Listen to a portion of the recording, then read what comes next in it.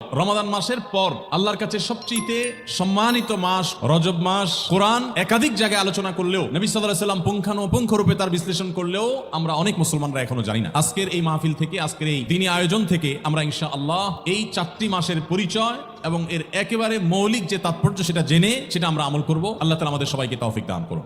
রজব মাস এটি যেমন রমাদানের বার্তাবাহক মাস, রমাদানের আগমনের বার্তা আমাদেরকে বিশেষভাবে দেয়।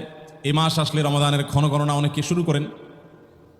আর এর চাইতে গুরুত্বপূর্ণ দিক হলো রজব একটি বিশেষ মর্যাদার মাস, বিশেষ সম্মানের একটা মাস।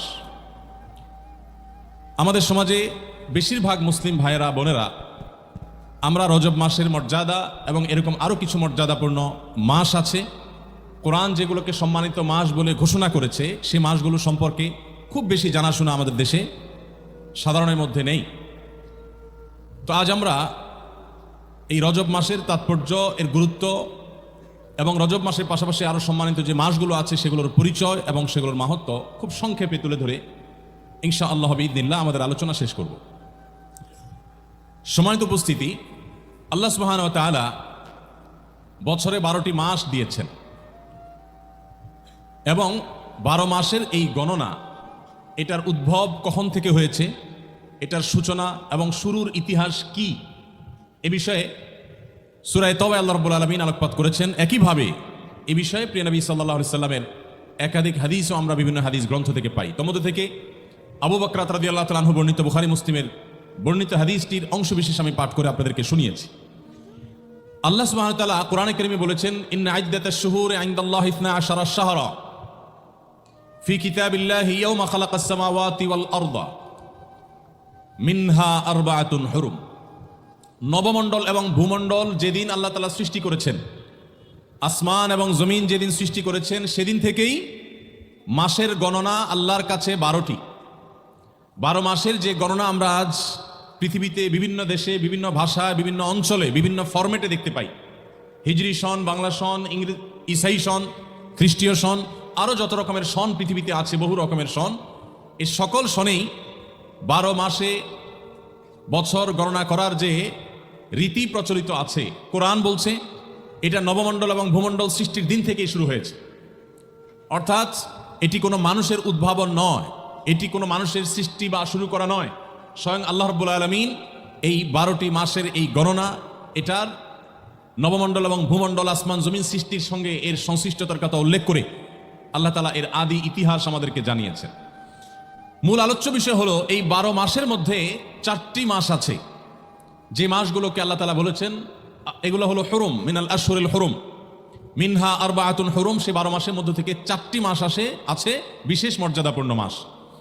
সেই 4টি মাস সেগুলো কি, কোন কোন মাস আমরা বেশিরভাগ মুসলিমরা, যেটা শুরুতে বলছিলাম, আমরা জানি না। রমাদান মাস এটা মর্যাদাপূর্ণ মাস। রমাদান মাস সাইয়্যিদুশ শুহুর বা সকল মাসের সেরা মাস, শ্রেষ্ঠ মাস, এটা আমরা সবাই কম বেশি জানি। কিন্তু রমাদান মাসের পর আল্লাহর কাছে সবচেয়ে সম্মানিত মাস কোনগুলো, সেগুলো কোরআন একাধিক জায়গায় আলোচনা করলেও, নবী সাল্লাল্লাহু আলাইহি ওয়াসাল্লাম পুঙ্খানুপুঙ্খ রূপে তার বিশ্লেষণ করলেও আমরা অনেক মুসলমানরা এখনো জানি না। আজকের এই মাহফিল থেকে, আজকের এই দিনী আয়োজন থেকে আমরা ইনশাআল্লাহ এই 4টি মাসের পরিচয় এবং এর একেবারে মৌলিক যে তাৎপর্য সেটা জেনে সেটা আমরা আমল করব। আল্লাহ তাআলা আমাদের সবাইকে তৌফিক দান করুন। সম্মানিত উপস্থিতি, যে 4টি মাসকে আল্লাহ তাআলা সম্মানিত বলেছেন, বিশেষ মর্যাদাপূর্ণ মাস বলেছেন, সেই 4টি মাসের ব্যাখ্যা দিতে গিয়ে প্রিয় নবী সাল্লাল্লাহু আলাইহি ওয়াসাল্লাম বলেছেন, সালাসুন মুতাওয়ালিয়াত, সালাসুন মুতাওয়ালিয়াত। 4টি সম্মানিত মাসের 3টি হলো ধারাবাহিক, একটির পর একটি। সেই 3টি কোনটি? সেই মাসগুলো হলো যুলকাদাহ ওয়া যুলহিজ্জাহ ওয়া শাহরুল্লাহিল মুহাররম। একাদশ, দ্বাদশ এবং প্রথম মাস, অর্থাৎ জিলকদ, জিলহজ আর মুহাররম। কয়টা হলো? 3টা। আরো একটা রয়ে গেল, আর সেটা হলো ওয়া রাজব ওয়া মুদর আল্লাযী বাইনা জুমাদা ওয়া শাবান। আরেকটা হলো রজব মাস, যেই রজব মাসটা শাবান এবং জুমাদা সানিয়ার মধ্যবর্তী মাস। সেই রজব মাসটা সম্মানিত 4 মাসের 4র্থ মাস। তাহলে সম্মানিত 4 মাসের পরিচয় আমরা জানলাম, জিলকদ, জিলহজ, মুহররম এবং রজব, মোট 4 মাস। জীবনের তরে মুখস্থ করে নেই এবং অন্যদের সঙ্গে সেটা শেয়ার করব।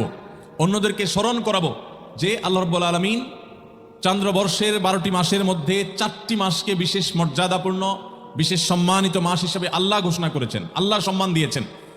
অতএব সেই মাসগুলোর পরিচয় যদি আমরা না জানি, সম্মান কিভাবে দেব?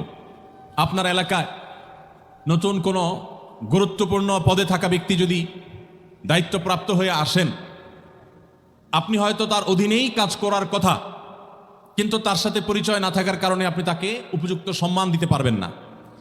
আর যদি তার পরিচয়টা আপনার জানা থাকে, তাহলে তার উপযুক্ত সম্মান দেওয়াটা আপনার জন্য সহজ হবে।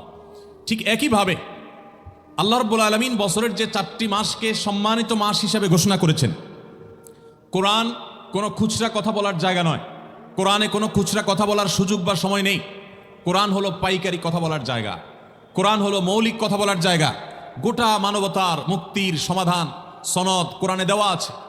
গোটা মানব জাতির সর্বকালের সর্বসমস্যার মৌলিক সমাধানের গাইডলাইন কোরআনে দেওয়া আছে। সেই কোরআনে যদি কোনো বিষয় সম্পর্কে একাধিক জায়গায় আলোচনা করা হয়, একাধিক আয়াতে আলোকপাত করা হয়, একাধিক অ্যাঙ্গেল থেকে কথা বলা হয়, তাহলে বুঝতে হবে সেটা কোনো সাধারণ বিষয় নয়।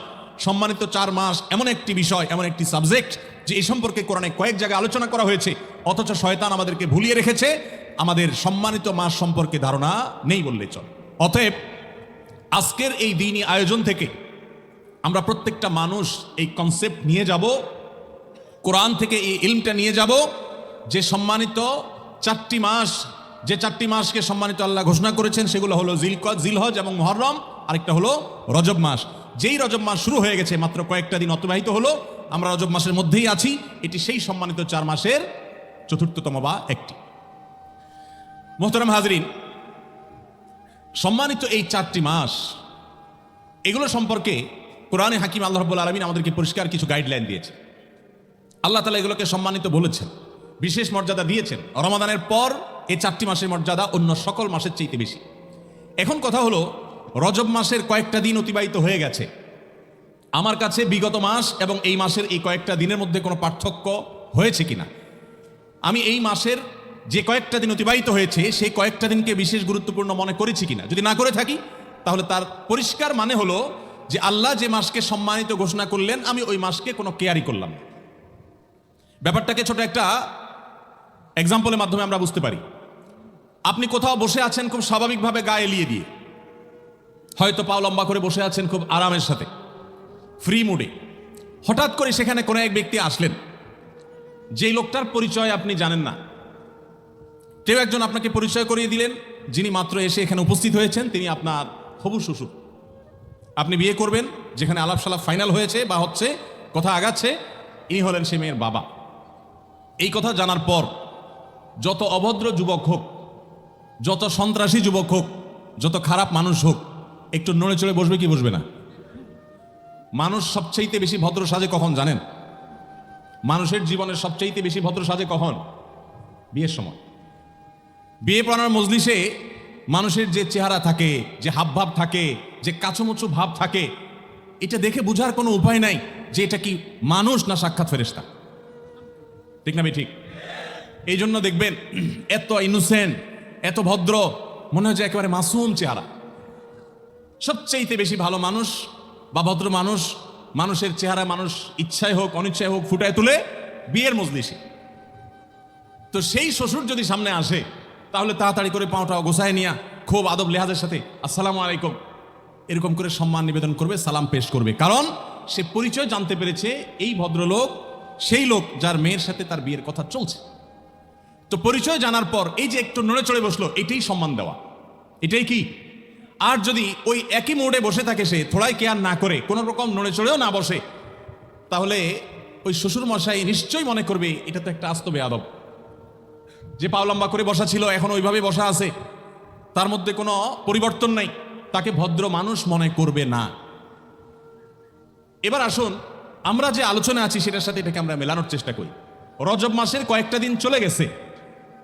আপনি আমি গত মাসে আমাদের ইবাদত, আমাদের আমল, আমাদের কর্মকাণ্ড, আমাদের জীবনাচার সবকিছু যেভাবে ছিল, এই মাসে সম্মানিত মাস হওয়া সত্ত্বেও যদি এই মাসেও ঠিক একইভাবে আমাদের রুটিন চলতে থাকে, ক্যালেন্ডার চলতে থাকে, আমাদের কর্মকাণ্ডগুলো চলতে থাকে, কোনো প্রকার পরিবর্তন যদি না আসে, নড়ে চড়ে যদি না বসি, পাও যদি গোটায় না বসি, তার মানে হলো আল্লাহ তাআলা যে মাসকে সম্মানিত মাস বলেছেন, সম্মান দিতে বলেছেন, সেই মাসের প্রতি আমি সম্মান প্রদর্শন করলাম না। সম্মানিত উপস্থিতি, এই পুরো প্যান্ডেলে এত হাজার মানুষের মধ্যে আমি নিশ্চিত করে ধারণা করতে পারি, বলতে পারি যে এর ভিতরে 2-10 জন 20 জনও হয়তো বা নাই যারা সম্মানিত মাস রজব মাসের কয়েকটা দিন চলে গেছে আর একবারের জন্য মনেও হয়েছে যে একটা সম্মানিত মাস চলছে। আপনি যদি টেরি না পান যে সম্মানিত মাস চলছে, আপনি সম্মান দেখাবেন কোথায়? আপনি যদি নাই চিনেন যে এই ভদ্রলোক শ্বশুর, তাহলে আপনি তাকে সম্মান দেখাবেন কিভাবে? এই জন্য সবকিছুর আগে আমাদের জানতে হবে যে সম্মানিত মাসগুলো কখন আসে আর কখন যায়। আমাদের সম্মানিত মাসগুলো নিয়ে তেমন কোনো ভাবলেশ নেই। এগুলো কখন আসে যায় সেটা নিয়ে আমাদের তেমন কোনো মাথা ব্যথা যেন নেই, জানাশোনা যেমন নেই, আমাদের সেটা নিয়ে তেমন কোনো আগ্রহ উদ্দীপনা নেই। আমি আবার বলছি, কোরআন যে বিষয়ে একাধিক জায়গায় একাধিক আয়াত একাধিক নির্দেশ দিয়েছে, নবী সাল্লাল্লাহু আলাইহি সাল্লাম যার ব্যাখ্যা পুঙ্খানুপুঙ্খ রূপে করেছেন, এটা কোনো সাধারণ বিষয় না। আপনার কাছে মনে হতে পারে এটা আবার কি এমন জরুরি বিষয়? সম্মানিত উপস্থিতি, অতএব সম্মানিত মাসের এই ধারণা, কোরআনের এই ইলম, এটা আমরা আজকে এই মজলিস থেকে, এই মাহফিল থেকে সাথে নিয়ে যাবো তো ইনশাআল্লাহ। এবং প্রত্যেকে বাসায় গিয়ে নিজের পরিবারের সদস্যদের সাথে শেয়ার করব যে জানো আল্লাহ রাব্বুল আলামিন 12টি মাসের মধ্যে 4টি মাসকে সম্মানিত মাস ঘোষণা করেছেন, সেটা অমুক অমুক মাস, তোর মধ্যে থেকে একটা মাস যেটাতে আমরা এখন প্রবেশ করেছি। অতএব আল্লাহর ঘোষিত সম্মানিত মাসের আর কিছু করতে না পারেন, সম্মানিত মাস যাচ্ছে এই কথা যদি আপনার মাথায় আপনি উপস্থিত করতে পারেন, একটু যদি সম্মানিত মাস যে আপনি পার করছেন সেই কথাটা যদি আপনি স্মরণে রাখতে পারেন, মনে রাখতে পারেন, তাহলে মনে মনে সম্মানিত মাসের প্রতি সম্মান প্রদর্শন করার কাজটুকু তো আপনি করতে পারবেন। অতএব আমরা এই ধারণাটা আমাদের মধ্যে ব্যাপকভাবে প্রচার করব, প্রসার করব এবং এই ধারণাকে আমাদের মধ্যে বদ্ধমূল করব, অন্যদের কাছে পৌঁছে দিব। এই হারিয়ে যাওয়া ধারণাকে আমাদেরকে নতুন করে প্রতিষ্ঠিত করতে হবে। আল্লাহ আমাদের সবাইকে সে তৌফিক দান করুন। সম্মানিত উপস্থিতি, সম্মানিত এই 4টি মাসের বিশেষ কোনো কর্মসূচি আছে কিনা, বিশেষ কোনো আমল আছে কিনা, কোরআন হাদিসের কোনো বিশেষ গাইডলাইন আছে কিনা, আমরা সংক্ষেপে সেটি বলে যাই। নাম্বার 1, সম্মানিত মাসের সম্মান দেখানো, সম্মানিত মাসের প্রতি সম্মান প্রদর্শন করা, এটা হলো একটা বিষয় যে এই মাসের সম্মানিত মাস হিসেবে আমি সম্মান প্রদর্শন করছি। সেই প্রদর্শনটা মন থেকে হতে পারে যে একটি সম্মানিত মাস যাচ্ছে, আমি একজন মুসলমান হিসাবে আল্লাহ যে মাসকে সম্মান দিয়েছেন, আমি সে মাসের সম্মানের কথা আমার মাথায় আমি উপস্থিত রাখলাম, আমার স্মরণে রাখলাম, আমি মাইন্ডে রাখলাম। এটা হলো সম্মানিত মাসের সম্মান দেওয়ার একেবারে সাধারণ এবং প্রাথমিক পর্যায়, এটি আমরা করতে পারি প্রথমত। নাম্বার 2, সম্মানিত মাসগুলো সম্পর্কে ইমাম আবু বকর জাসসাস তার বিশ্ববিখ্যাত আহকামুল কোরআনে তিনি লিখেছেন যে এই মাসগুলোতে যদি কেউ আল্লাহর দেওয়া সাধারণ এবং রুটিন নির্দেশ, যেগুলো অন্য মাসেও প্রযোজ্য, যেমন 5 ওয়াক্ত নামাজ অন্য সময় পড়তে হয়, এই সময় পড়তে হয়, এরকম আরও যত আমল আছে, ভালো কাজ আছে, এগুলো যদি কেউ গুরুত্বের সাথে এই 4টি মাসে সম্পাদন করতে থাকে, আল্লাহ রাব্বুল আলামিন বাকি 8 মাসে সেটা সম্পাদন করাটা তার জন্য সহজ করে দেন। একইভাবে যদি কেউ এই সম্মানিত মাসগুলোতে আল্লাহর নিষিদ্ধ বিষয়গুলো থেকে বেঁচে থাকার জন্য আপ্রাণ চেষ্টা করে, বিশেষ যত্নশীল হয়, আল্লাহ রাব্বুল আলামিন তাকে বছরের অন্য সময়গুলোতে, অন্য মাসগুলোতেও সেই গুনাহ এবং হারাম থেকে বেঁচে থাকার তৌফিক দান করেন। ভাইরা আমার, তাহলে আমরা দ্বিতীয় করণীয়র প্রতি ইঙ্গিত পেলাম যে রুটিন যে কাজগুলো আছে এগুলো অন্য সময়ের চাইতে এই সময়টাতে বিশেষ গুরুত্বের সাথে করা। ধূমপান করা এমনিতেই খারাপ জিনিস, কিন্তু শ্বশুরের সামনে পান করা ডাবল খারাপ। একে তো আপনি অন্যায় করলেন, গুনাহের কাজ করলেন, আবার সেটা আপনার একজন মুরব্বীর সামনে করলেন, অধ্যত্ত দেখালেন। ঠিক একইভাবে আল্লাহ তাআলা যেসব বিষয়কে হারাম করেছেন, নিষিদ্ধ করেছেন, নাজায়েজ করেছেন, সেই বিষয়গুলো অন্য সময় করা তো নিষেধই, আর সম্মানিত মাসগুলোতে সেগুলো বিশেষভাবে লক্ষ্য রেখে সেগুলো থেকে বিরত থাকার কর্তব্য আরো বেশি, এর গুরুত্ব আরো বেশি, এবং সেগুলো যদি আমরা লক্ষ্য না রাখি তাহলে গুনাহ ডাবল হবে। এক হলো সম্মানিত মাসের সম্মান নষ্ট করা, আরেকটা হলো আল্লাহর অবাধ্যতায় লিপ্ত হওয়া।